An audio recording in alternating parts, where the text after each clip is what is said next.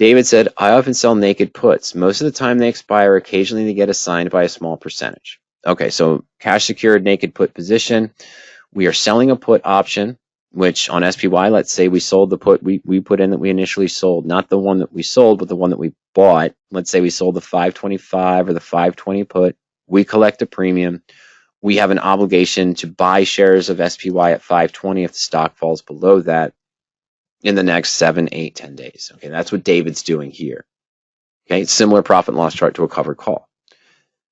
So having made more on the put option to offset the small loss, or once he's put the stock to fulfill the obligation of the sold put, he sells a call against it, okay, to expire away.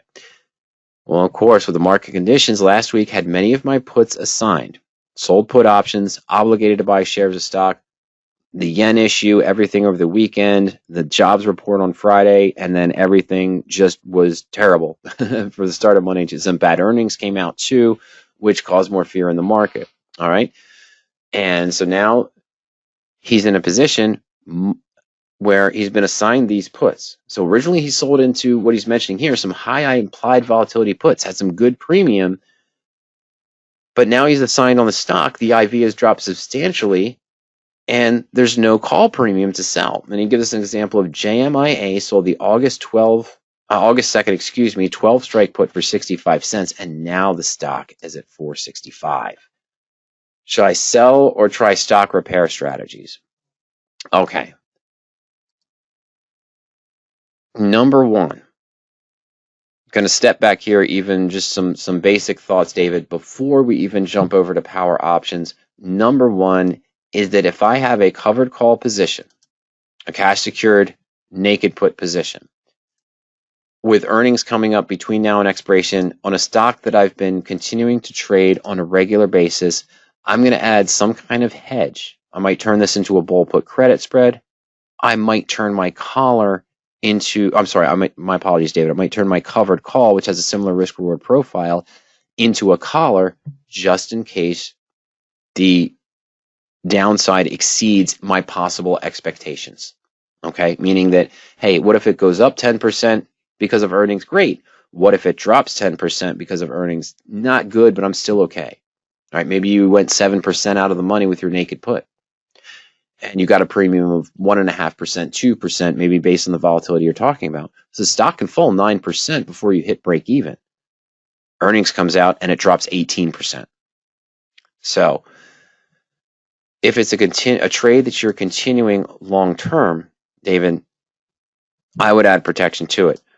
My other advice, which sounds boring, which just sounds like it might be going against your trading plan because you're looking for these higher volatility positions that are safer, in theory, is I don't enter new covered calls or naked puts or bull put credits or bear call credit spreads, regardless of the implied volatility and how high the return is right now compared to others in the same time period, because they have earnings between now and expiration. Most of our searches for covered calls, cash secured naked puts, bull put credits, bear call credits, iron condors, when you're looking for stocks, we're avoiding earnings between now and expiration. Now, that's not where you are, I understand. This was a bad week. Okay, so that was many of what you're talking about. But the example you gave me, of course, was JMI, which I think had earnings coming up. And this is the double-edged sword. We have a lot of investors that call us. Let's see here, JMIA. And you sold the August 2nd. So I'm going to go to just the chain for JMIA. Here we are at 462. I'm going to go back to July. I don't know. I want to say the 12th, but I'm going to go back to July 25th. And then we're going to use the historical chain. We're interacting with the historical database right now, which is uploading all of the data. So give us 1 second here. There we go. So JMIA was at 1229. And as you mentioned, you sold the August. I'm sorry, am I on August 2nd? No, I want to go to August 2nd, a weekly trade. There we go. And you sold the 12 strike put.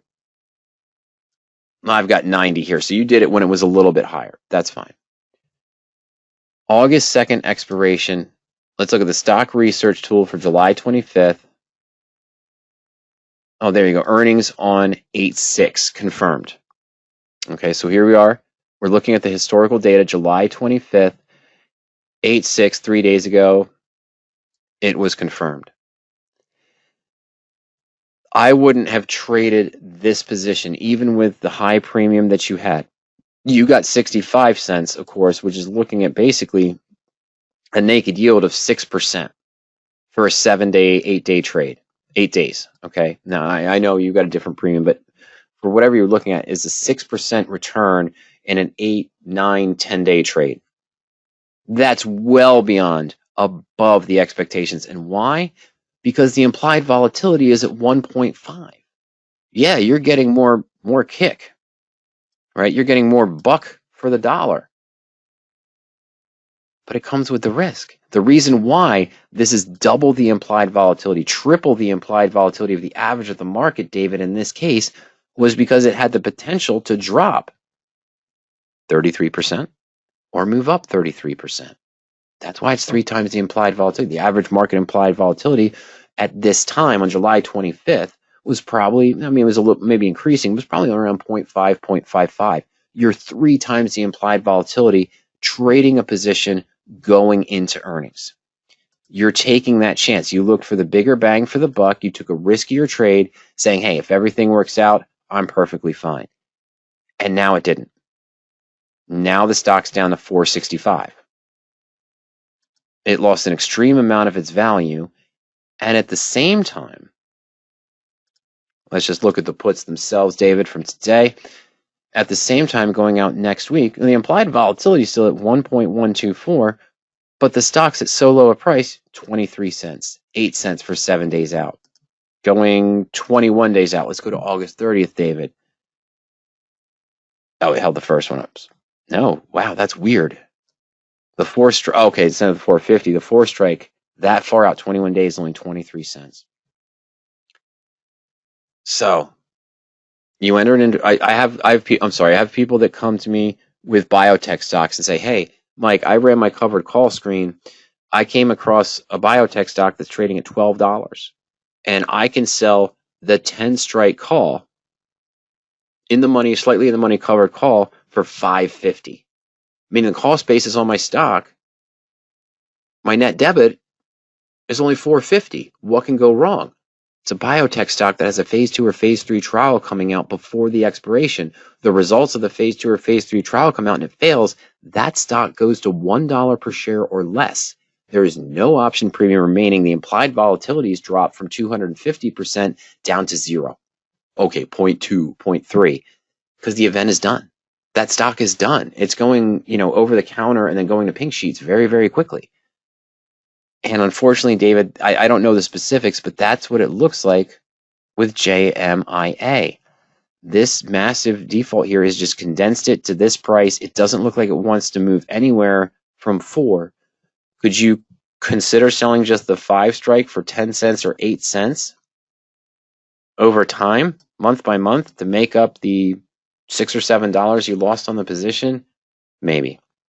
There's no stock repair that's going to work on this. I don't even, you can look at it on power options, but with that implied volatility now dropped, the stock cut down 63% of its price, 65% of its price from 12 or the 12 strike you had, down to 465, down to $4, 12.29 down to $4. You're not going to see a stock repair. So now it becomes a point. What do you think the stock's going to do next, David?